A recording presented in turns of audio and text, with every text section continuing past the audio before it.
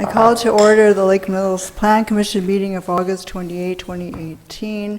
We'll proceed with roll call. Mr. Magnuson? Here. Mr. Pearson? Here. Mr. Coots? Here.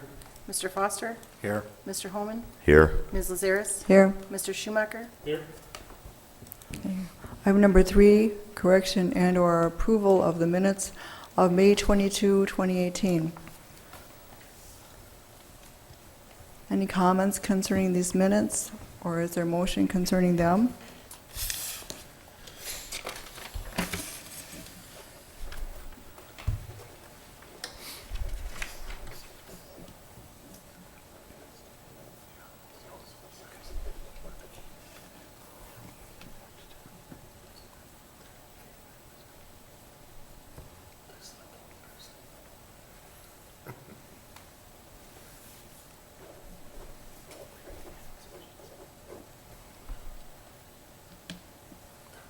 Is there anyone who wishes to make a motion concerning the minutes of May 22nd? So moved. Okay. Second. Been moved and seconded. Is there further discussion? Is there a discussion? Okay. Hearing none, then we'll proceed with a roll call vote. Mr. Pearson? Here. Aye. Present. Mr. Coots? Aye. Mr. Foster? Abstain. Mr. Holman? Aye. Ms. Lazaris? Aye. Mr. Schumacher? Aye. Mr. Magnuson? Aye. Motion passed 6-0. Item number 4, questions and public comment. The public may address the commission at this time regarding items on the agenda unless the item is the subject of a public hearing. If your comments pertain to a public hearing, please hold your comments until the hearing. We do have one public hearing this evening. Item number 5, proposed project plan and boundary for tax increment financing district number 7, which contains various properties lying south and north of I-94 and east and west of North Main Street or State Highway 89. Public comment may also be made at this time on items that are not on the agenda if you have registered with the city clerk before the meeting. The state's open meeting law discourages action by the commission on items not listed on the agenda. Please keep comments to 3 minutes. State your name and address when starting your comments. Also fill out the sign-in sheet at the podium. Under this item, are there any public comments? Hearing none, then we'll proceed with item number 5, public hearing regarding proposed project plan and boundary for tax increment district number 7 in the city. We'll start. I'd like to start with staff overview as you wish to do that on this proposed district. Thank you. Mr. Wilkie is putting up the map that identifies the district boundary. This is the public hearing about the project plan and proposed boundaries for TID number 7. TID number 7, as Ms. Lazaris indicated, is generally north of the interstate, but it does include some property south of the interstate. Some of the district does overlap existing tax increment district number 4. The rationale behind that is because tax increment district number 4 is not at the end of its kind of lifespan, but nearing the end of it, and there's a lot of acreage at the interchange that is prime for development, as well as a handful of others along Tyranina Road. So we want to maximize the opportunity to gain increment over a longer period of time because some of the projects for this TID are extensive, specifically extending utilities north of the interstate. But stepping back a second, the project plan that has been put together has been developed in conjunction, as all your project plans are, with city staff, the attorney involvement, the financial advisor, Ehlers, and your engineers, Strand Associates. So everyone kind of had a hand in pieces within their areas of expertise as it relates to this project plan and the boundaries.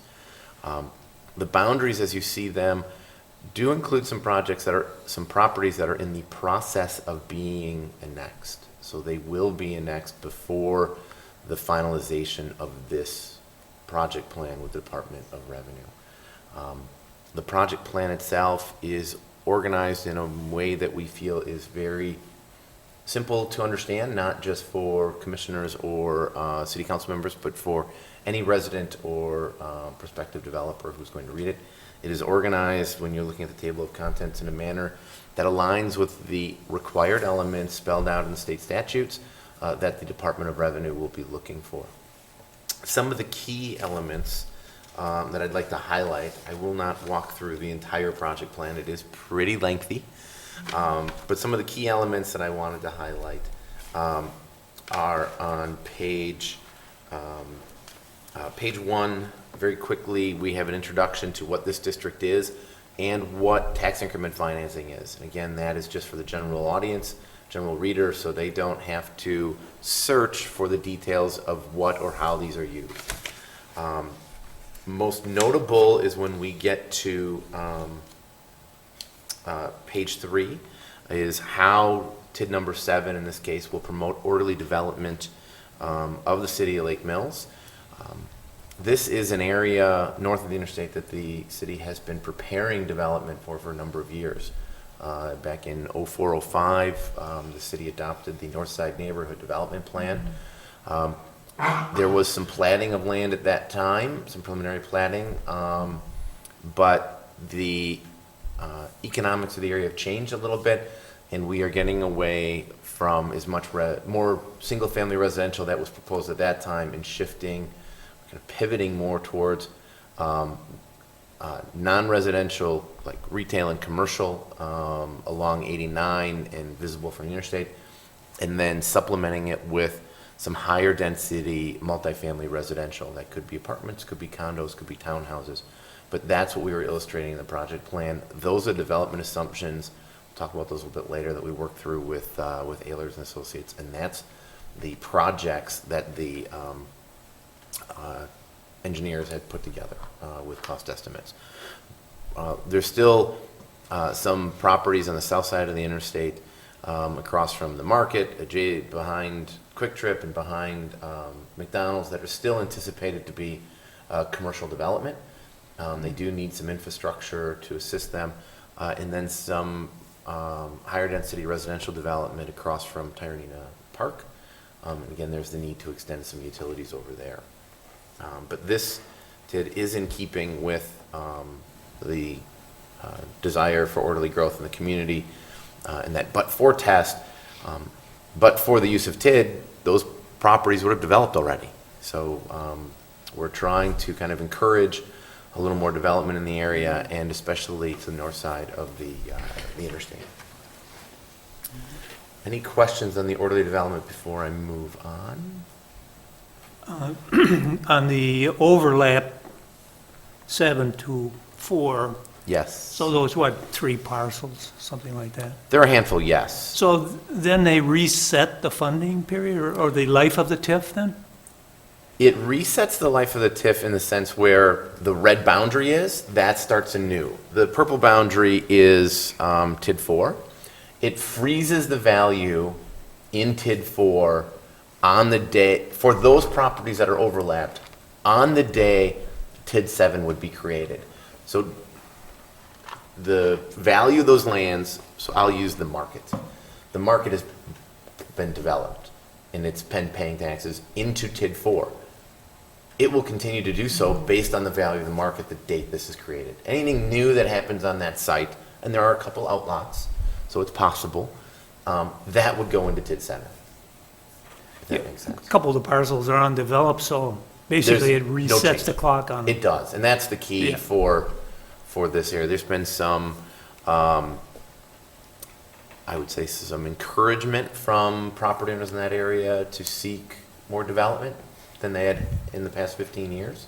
Well, the funding period is essential. I mean, It really is. That's the key to the southern properties that are in TID 4s, is that they've hit essentially the end of the funding period. Yeah. Because Right. at a certain point, you can't borrow anymore, you just have to pay on debt. So if you're gonna install new roads and new sewer and new water and new electric, you need an extended life TID.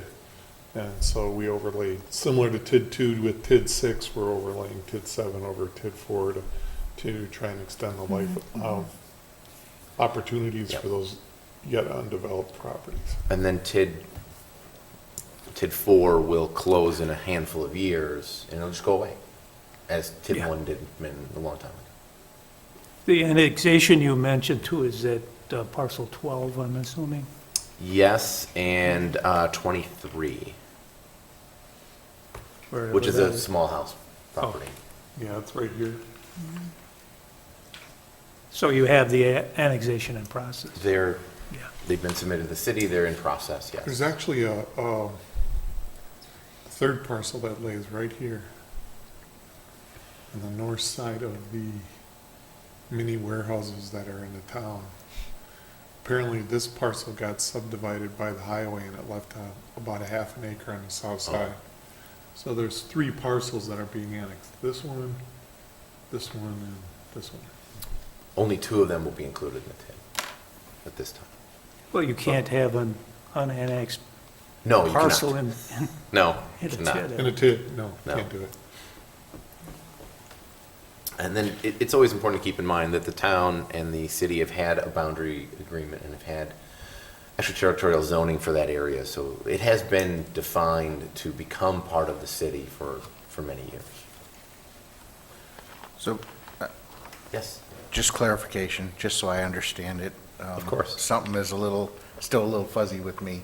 So the stuff that's in TID 4, like the market, when TID 7 goes into play, then it locks at what the current assessed value is with the market already there. Correct. Okay, And that continues to then- pay into TID 4. right. Any new value, so But- let's just say round numbers, it's worth $5 million, right? It will still continue to pay taxes on the $5 million, and it will pay it to TID 4. Okay? Presumably, just through attrition, it will go up incrementally in value the next year, right? Just because we hope property value goes up.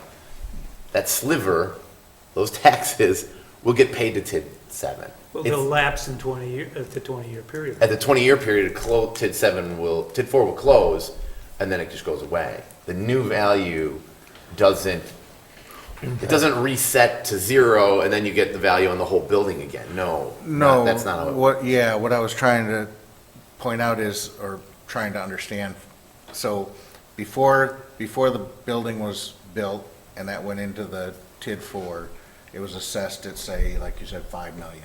No, it was TED. Before TID number 4 was started, Is it there- was farm ground. Whatever it was. Yeah. So it was like $40,000. So, okay, so $40,000, but then the TID was started, so then tax was collected at the rate for $40,000 for all these years. Plus the improvement. Plus the No. incremental value. No. $40,000 $40,000 was paying to everybody, just like it Exactly. always has. That's what I meant, that's Yes. exactly what I Okay. meant. And then the incremental was paid to that, To TID 4. to TID 4. So when you actually say TID 7 is here now, then it freezes the assessed value for what it pays back to everybody else is what? No. Still only paying, and again, we're using hypothetical numbers I know. here. So I don't want anybody listening to think that these are the Okay. actual values. Yeah, It is still paying $40,000 to all the taxing jurisdictions. even when TID, When TID 4 closes, it will pay that $40,000 plus the value of, let's say, $5 million okay. back to all the taxing That's jurisdictions. exactly, yeah, That's an artificial assumption. Because state statute only allows you to actually achieve 50% of the assessed value for taxation purposes. So when that comes off, if it's $5 million, now moving into the regular taxing cycle for all the jurisdictions, it moves in at, instead of 5 million, it moves in at 2.5. okay. So some of that increment will still be part of that TID. No, No matter what. it'll all come off the TID. But what happens is you don't actually get to, even though that $5 million moves into the regular taxing, state statute only allows you to tax half of it. Okay. So basically what it does is it gives the property owner like a 50% break, because he was paying all that in to support his own utilities, and then when he moves off into the regular, he gets a 50% tax break right off the top. Okay. Okay, no, Okay. that's how I thought it was gonna work. I just wanted to make Yes. sure. Thank you. Yep.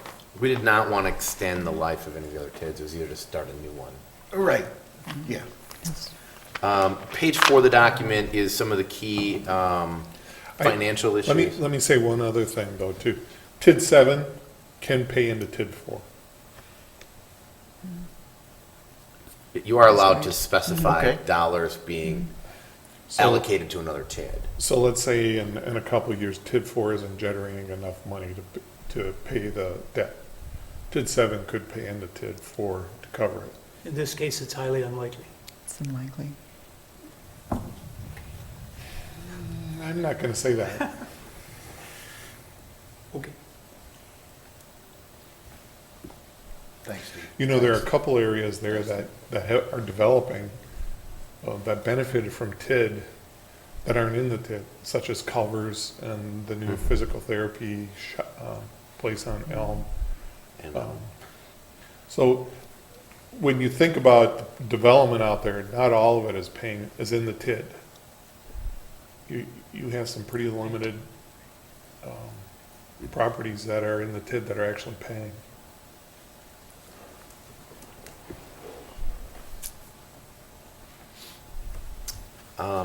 So page 4 of the document talks about some of the equalized value requirements. In essence, there's a 12% test. You can't have more than 12% of your equalized value, the city's equalized value in tax increment financing. The various tables kind of illustrate your equalized value is about 565 million in the community. We indicate the value of the increment in all the TIDs plus the value of the equalized value of the new TID can't exceed 67 million in essence, and it does meet that threshold.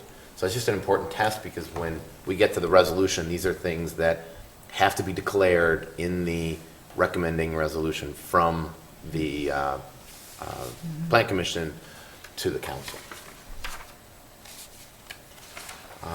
We have tables that list all the properties, property owners, and their values as of the date of creation.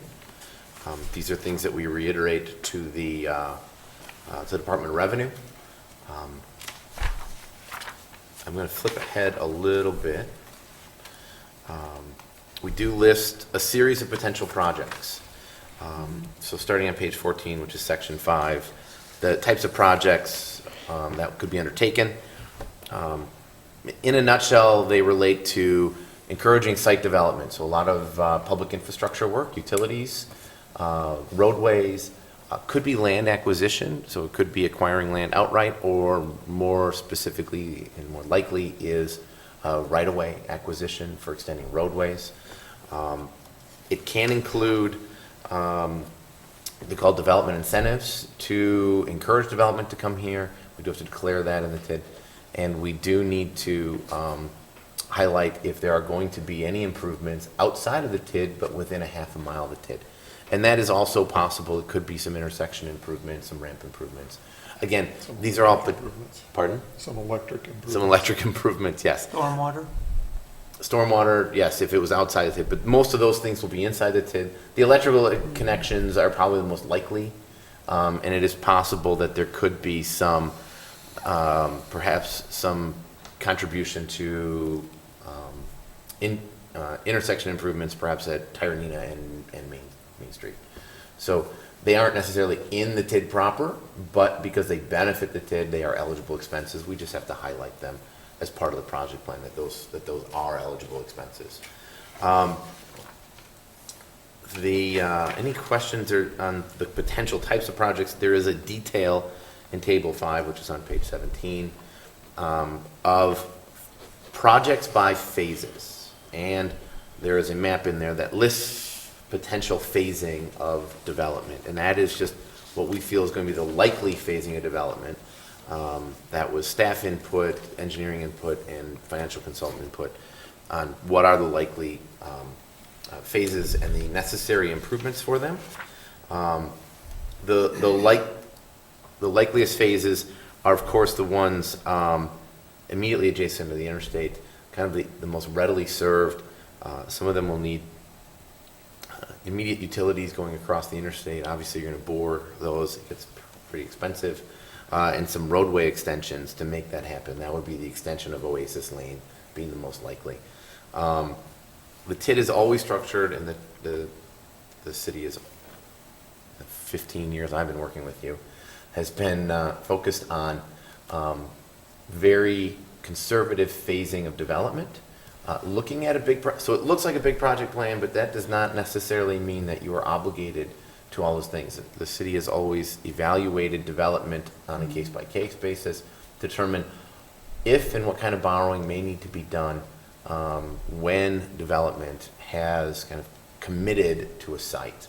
And so then you work as a partner with that developer to make something happen. So the fact is, this is an important economic development tool for the city to attract development to these areas and to help offset any of those costs associated with developing some challenging properties, which means properties north of the interstate, because there are not utilities immediately at their property lines. Care to describe the sewer and water service? How that's going to be accomplished over there? There is sewer to the handful of properties that are off of Oasis. There is the need to extend sewer to the east and likely relocate a lift station. And there is the need to extend water and loop water. So it would extend to the north, I'll say generally from behind the market, and it will head north. Yeah, I can do a better job of it than he can. I'm just trying to find the map, because I know it's in here. The next one is the projects map. That's what you're looking for.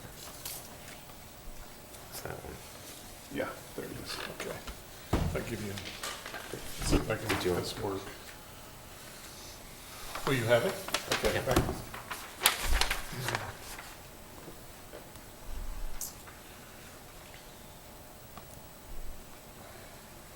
Probably a little bit hard to see on here, but if you remember correctly, as part of TID number 4, we ran water to this point right here.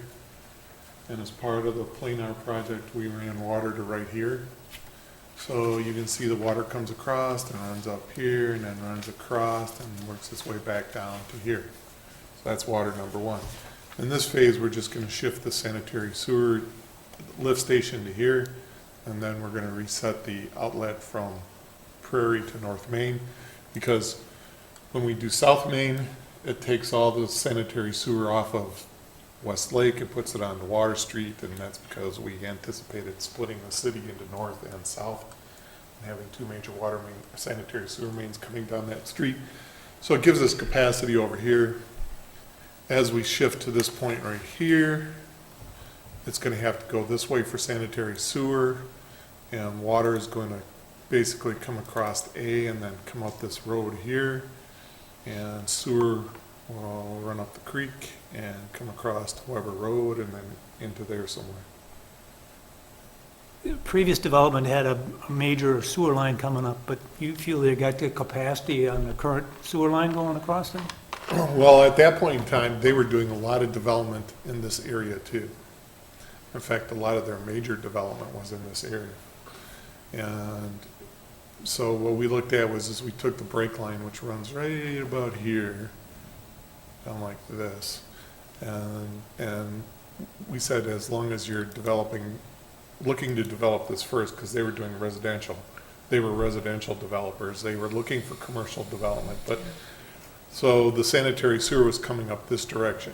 At this point in time, as part of the phase, we can get away with just the water and sewer in this For the location. time being. I don't know that we'll ever change it, because we're now at that point where South Main Street is being completed and that we created that second diversion. But everything on this end will drain this way.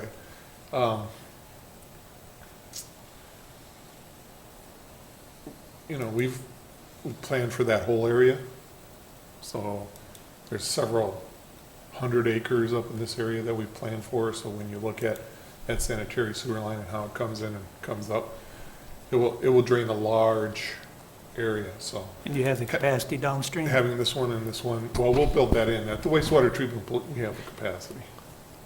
And if you remember correctly, it comes right off the wastewater treatment plant there by Fiberdome and runs up the creek right to the, What about the water? I know there was always an issue that the site there was higher than the water tower. some of it is. So how do you get a plan for that? Most of it is really fire capacity in the areas that we're looking at.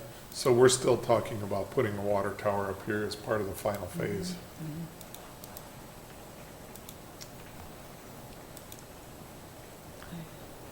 Planning commissioners, do you have any other I just questions? have one question on elevation. Part of that property is actually higher than the water tower? No, none of it's higher than that. Oh, It's okay. I close, so you misunderstood. can't have an elevated tank. As I recall, it was, No, they were calculating in booster pumps or something. depending on the types of uses that you have over here and the amount of demand changes all that. So, you know, if you're looking at pushing 1,600 gallons a minute into a fire, then the fire, the water tower becomes an important issue.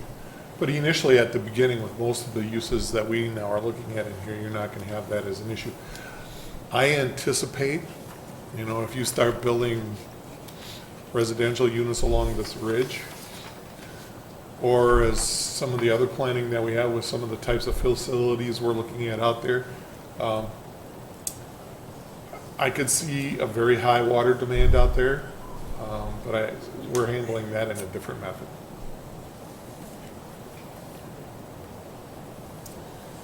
You may see it someday. I don't know. Would we need to additionally down the road a piece, consider another well on that side of the road?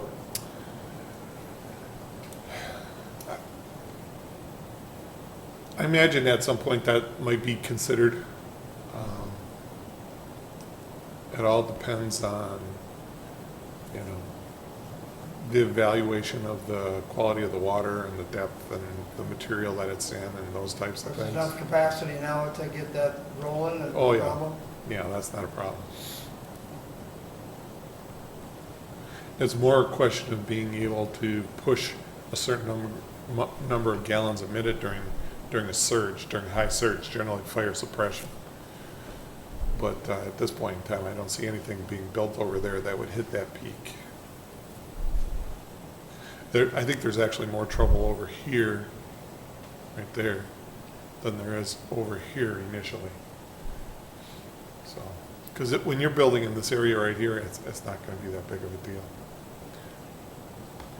You're going to have good connection to large water mains, which is not true of this site here.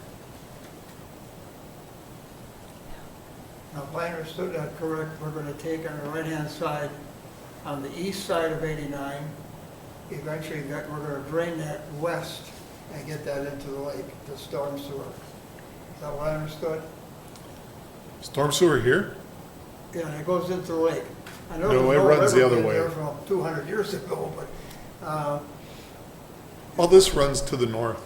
that all goes to the lake now, does it not? No, Oh, it no, it doesn't? goes to the Runs north. to the north. That runs north? Yep, it runs out to Steve's place. Yeah. Oh, really? Yeah. Yeah, and then runs to the crawfish. It doesn't drain great, but when it drains that direction. Okay, Eventually. I stand corrected. I can tell you if you want to drive a truck in there, don't. Not on a day like today. What about farming it? Yeah. It's Yeah, kind of don't drain, it haphazard. don't drain fast enough. Have a lot of big tires. Now this area right in here all drains to Rock Creek down by the wastewater treatment plant. which was a shock to me, but this whole area right here drains down and then runs into the spot right here and comes around and down through Otter Ponds and out Prairie Avenue and down into the creek down there. That's why I asked about stormwater, and you can do it off-site. The TIF funds can go out of the TIF to, It can, yes, within a you half a might have mile. to in this instance. I don't know where you do it. I think you're gonna have to do it mainly on site. There are a few low spots on the north side that certainly can be repurposed. Right there. Yeah, Retention stuff. yeah. First of all, yeah. I mean, try to have regional facilities as much as practical, but it may not necessarily be that way for all the sites. Would you describe this one as a pay-as-you-go? Some of the recent TIFs we have been, you This one's- come, we'll build it. In this case, it's a little more of, we'll build it when you come. This one is still primarily a pay-as-you-go. There might be more funding on Or our build part it, because there's build it, so and much, then you come. so much Hope you come. large infrastructure that's required, so we may have a little bit, but we're not gonna jump off the bridge until we have someone who's actually funding some of this.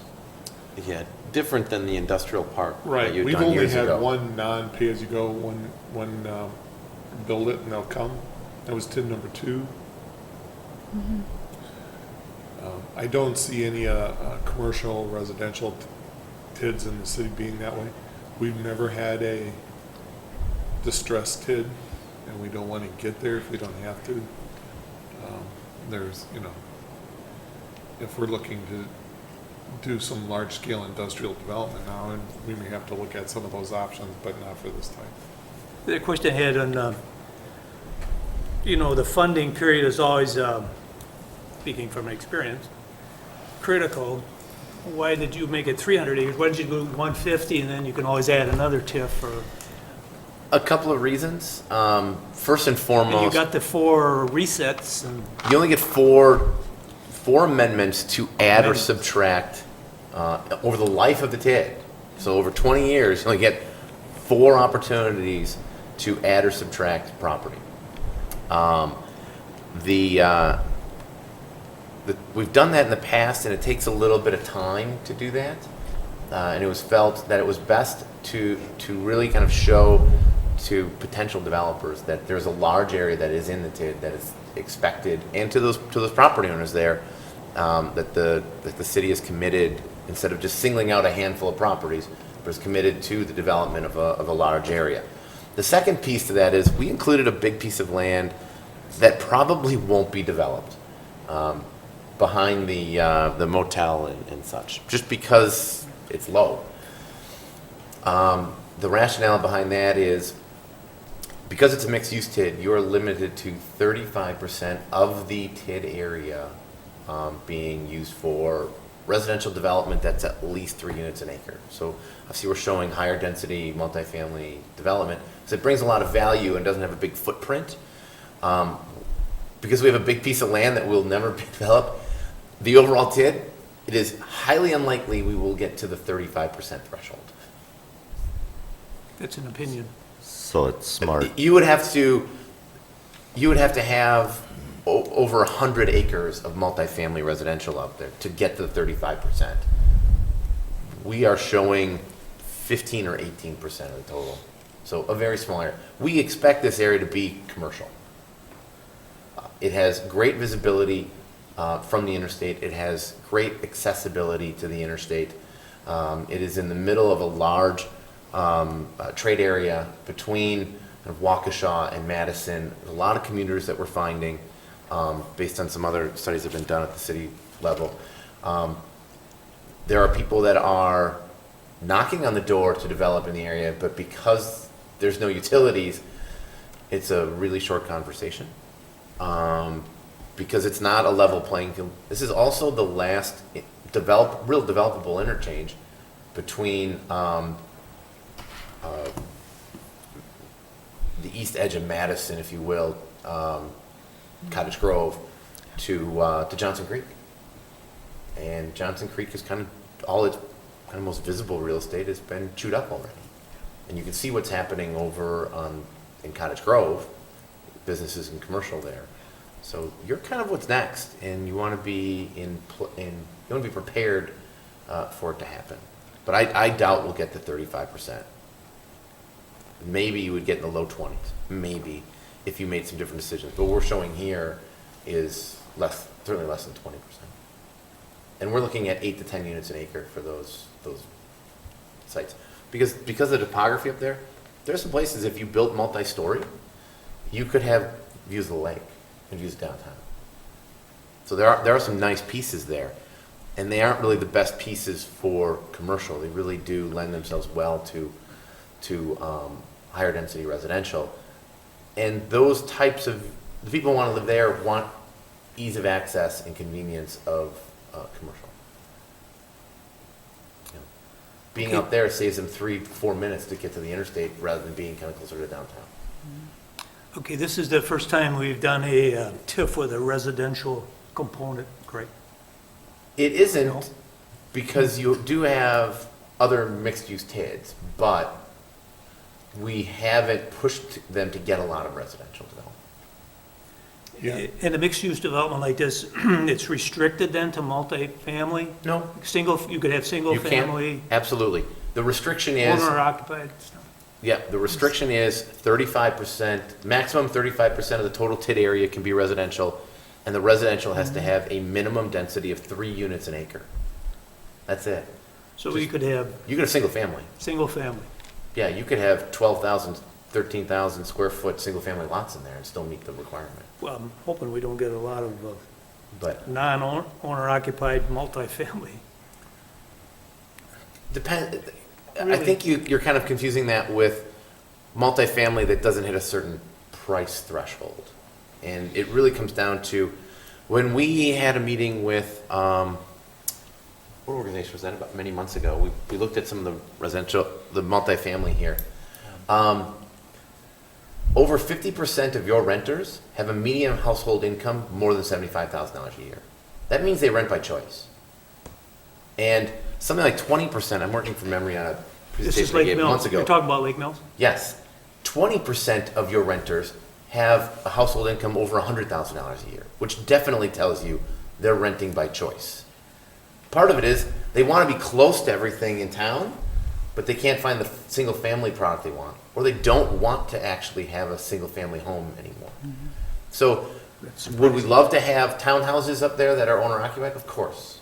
But we do recognize that there is a big market for multifamily residential here, and at a higher price point than what you have traditionally seen in the community. The new things that are being built, the Mangan development, those will be in the 1100-ish range.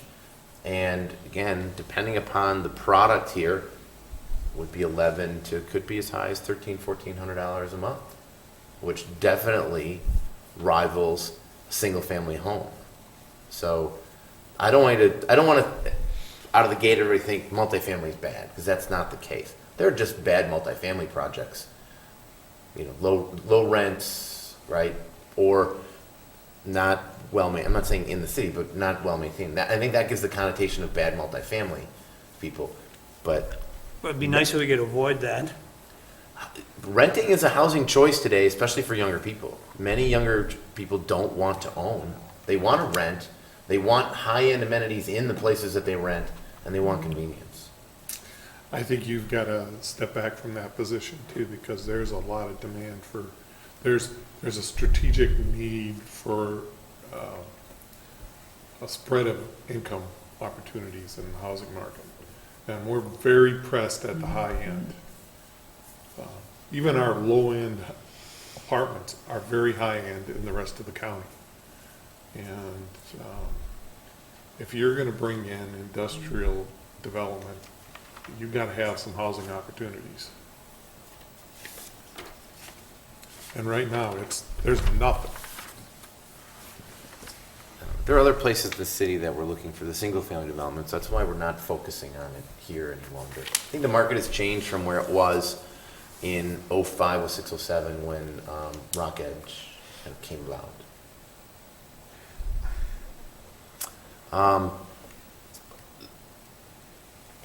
Ehlers, the financial consultant, did put together some funding numbers on there. Would be kind of 3 different potential borrowings based on phasing. Really, the focus is phase 1 to accommodate the potential project costs. So those details are in there, but there's a cash flow analysis. There's an increment analysis that says this is how much incremental it'll generate. So based on the development assumptions, and this is over a 20-year period, it would generate around $43 million in new value. That would result, just on the current tax rate, no assumptions of it growing, of about $17 million in new tax increment. Again, over a 20-year period. Everybody think that that's on day one, because that is not the case, which is why the pro forma is put together where you really don't see a lot of value being generated until after year 5 or 6, just because it takes that long for things that may even happen in year 2 or 3. It still takes a couple of years before you're really seeing the full value and the taxable value of it. But in the end, the pro forma provided by Ehlers shows that you can undertake all the projects in phases 1, 2, and 3 based upon the development assumptions. That is not the way that the city is focusing. It's really focusing on phase 1 and the needs to get phase 1 moving. But the TID would then close out within its 20-year life based upon the development assumptions and the borrowings expected over time for the infrastructure improvement. As Steve had indicated, when development comes in, agreements are structured between the city and the developer on value, and then kind of who's undertaking which portions of the projects is hammered out then. You never know what's going to happen in the future. So, yeah, the plan has got a lot of flexibility built into it, and your financing is incrementally Yes. phased in, and no doubt the plans will change. And to your point before, this is a pay-go. This is not a build it and they will come. This is to be prepared to respond to the market when someone comes in, because the city is known. If the market was going to take care of itself, it would all these lands would already be developed. But each of these properties has something that doesn't level the playing field, and that's where, but for the use of TID, we can't get them prepared for development in a cost-effective manner to the development communities from their perspective. If we're going to depend on some, brick and mortar retail, There are still certain retailers that want to be located along highways with convenient access, and I'll point out the Pabst Farms out on Economwalk just built a new Fleet Farm, and it's a nice looking building. They traditionally didn't come down to here, and they're building 5 or 6 new buildings this year alone. Grafton, Wisconsin is one of them. They're doing a couple out near Eau Claire, La Crosse area. I think they're doing one in DeForest, and then Economwalk. So, DeForest to Economwalk is only 40 minutes, not even 35 minutes apart, right? So, there are retailers that want to build brick and mortar that still need to have a presence, and so you want to be positioned for those that are looking for that. how about the dark store assessment? That could throw some wrinkles into Well, you need to build into your incremental agreements. value increases. You handle that through your structured agreements with the development itself. You inhibit their ability to contest assessments, and you go right to, if they haven't generated the value, you go right to special assessment. So there are things that you do aside Overcome from that? that. Yes, and you leave it to the attorneys to hammer all that out. We did do that in the original one, but they had a point where they hit a specific assessment amount, and then we didn't require them to be in the agreement anymore, where it said if you don't pay a certain amount of taxes on the property, you have to pay it out of pocket. But once their property taxes hit that dollar amount, they were released from the agreement. They still pay more than that in property taxes. But the goal would be to keep them in that agreement until the end of the term, so that they don't, until the end of the debt term, so that they don't try and dark store us. And the pendulum has swung so far the other direction now in the dark store issue I would expect to see in the next year that those kind of Loopholes. protections are accounted for in the statute. Because it's all in the developers pandemic. agreements then? Type of We thing? would handle it in development agreements, but the state statutes are, the legislature is kind of taking up the charge now, so it would not surprise me to see those changes at the statutory level that don't allow the dark store kind of loopholes. It's been too big an issue to too many communities. Yeah, all developers agreements are worked out by staff but they have to be okayed by council, correct? Correct. Oversight. The last little bit of this is pages 38 and 39, which is a summary of findings, and that's kind of the key of that you've met the requisite tests spelled out in the statutes to create the district. Ultimately, we have provided a resolution to you for approval. It would then go to the council following your action, and then it would still need to go to the Joint Review Board, which is the collection of the representatives of taxing jurisdictions, to approve it. So you're kind of one step in the process, by no means final, and all the taxing majority of the taxing jurisdictions do need to approve the project plan and boundary. One Yes, sir. final question. The zoning currently is what, B2 or something? Planned business in most So cases. if there's other things going on, we should be revisiting that then at some point? We would rezone some specific parcels based upon requests from development. So there would be some zoning that would need to change as development occurs. Predominantly, though, your business district will accommodate the commercial uses in there. There's some there's some properties that would need to be rezoned to multifamily to allow for the higher density use.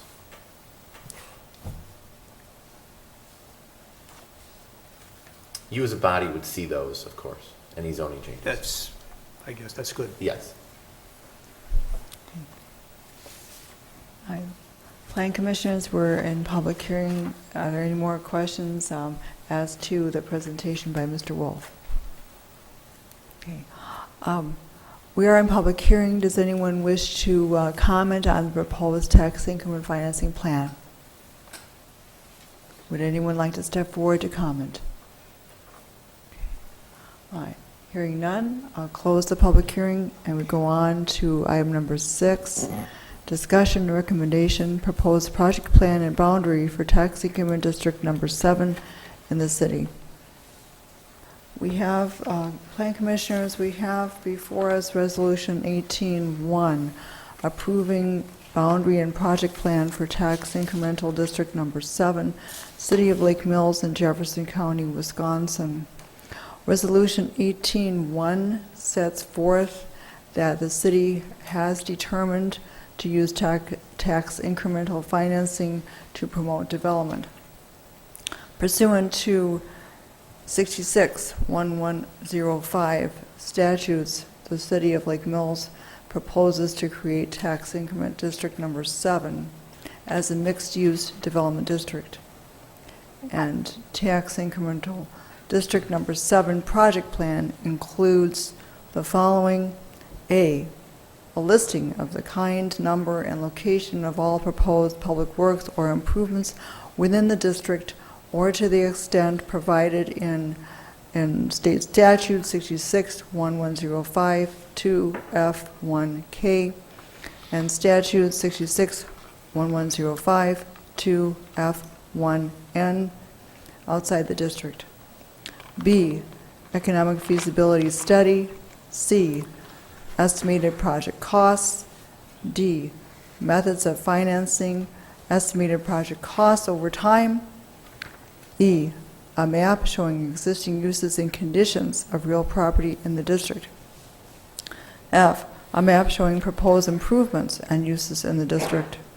G, proposed changes of zoning ordinances, master plan, and building codes in city ordinances. H, estimated non-project costs. I, statement for relocation of any persons to be displaced. J, statement showing how the plan of the district promotes orderly development of the city. K, statement of the plans, project costs that include cash payments made to owners, lessees, or developers. L, statement that the city may undertake projects within 1/2 mile of the district boundary. M, opinion of the city attorney or attorney retained by the city advising that the plan is complete and compliance with state statutes 66, 1105, 4F. This also sets forth a notice of this hearing for August 28th and states that this notice was also sent in addition to the city of Lake Mills, the administrator for Jefferson County, superintendent of schools, and Madison College representative, all having power to levy taxes on property located within the proposed district. Resolution 18-1 provides for a resolution by the Plan Commission for the following. 1, the boundaries of Tax Increment District Number 7 as illustrated in Exhibit A of this resolution.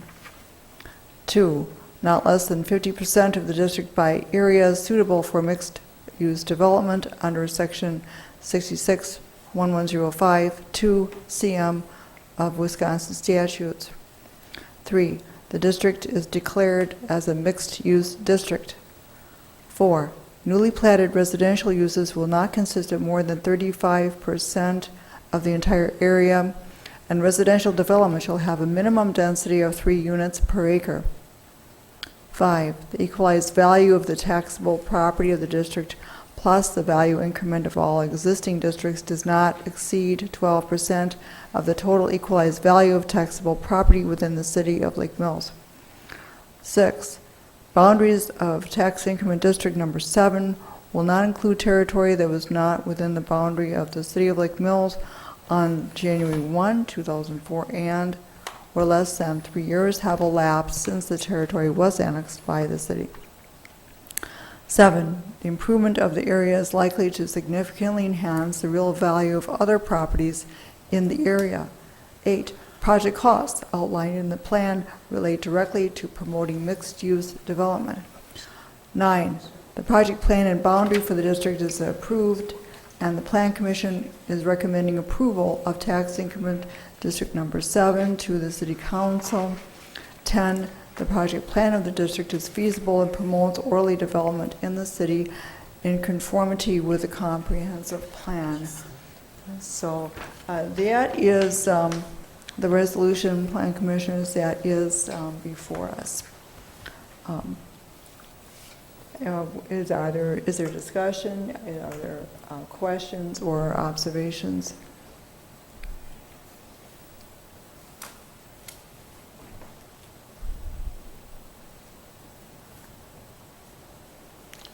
Make a motion. Okay. What kind of motion did you wish to make? I'd like to make a motion to approve Resolution 18-1 as presented. Okay. It's been moved to approve Resolution 18-1 as presented. Is there a second? I'll second. It's been moved and seconded to pass Resolution 18-1. Discussion? I had a question quick about number 6 that you read off there. The boundaries not including territory not in the city in January 1, 2004, and less than 3 years have elapsed. Didn't we say before that some of the territory still has to be annexed? The quirk with The that staff is, Answer that, yeah. unless you have a developer, or an agreement in place, a boundary agreement in place with the municipality, and so you have that. So that's the rule that applies. All right. Yeah. Thank you. Yes. It's been moved and seconded to pass Resolution 18-1. Is there any further discussion?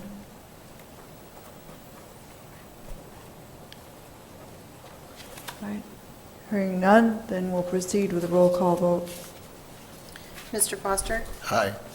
Mr. Holman? Aye. Ms. Lazarus? Aye. Mr. Schumacher? Aye. Mr. Magnuson? Aye. Mr. Pearson? Aye. Mr. Coots? Aye. Motion passed 7-0. All right, we then arrive at item number 7, recommendation for future agendas. Is there anything forthcoming that we know about this evening? Okay. In that case, then we go on to item number 8, adjournment. Motion to adjourn? I'll make a motion to adjourn. Second. It's been moved and seconded. All those in favor signify by saying aye. All right. Aye. Anyone opposed? Hearing none, we are adjourned.